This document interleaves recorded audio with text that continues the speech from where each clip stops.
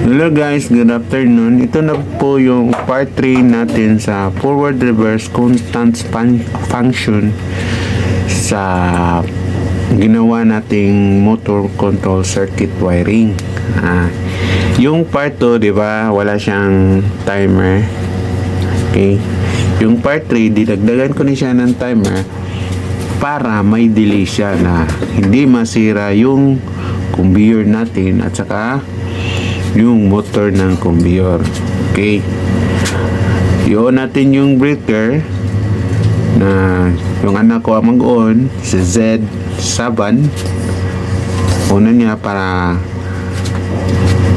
masubukan natin kung paano to gagana. Okay, ano niya, careful lang baby.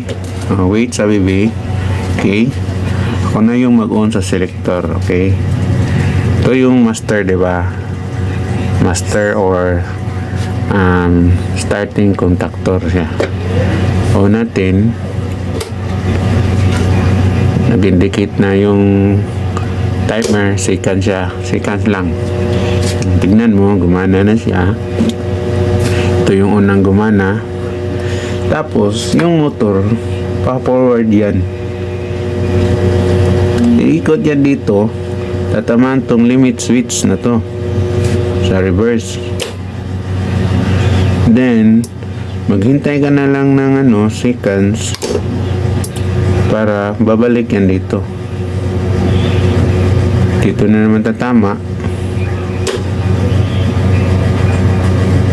Hintay na lang ng ilang segundo, tatakbo na naman siya pabalik sa forward. Segundo na naman, pag on na naman siya, pa-reverse naman siya dito, pa-forward na naman siya. Pag mag-on na, ito naman, constant siya, pabalik-balik lang yan. May delay na siya, di ba? May delay na. So, hindi yung masisira yung conveyor ng belt ng conveyor ng motor ng conveyor. Hindi siya masisira. Constant lang siya. Paikot-ikot lang. Kaya kung gusto nyong makakuha ng idea sa mga motor control circuit wiring, subscribe nyo yung video ko. Tapos click yung bell button para update kayo parati.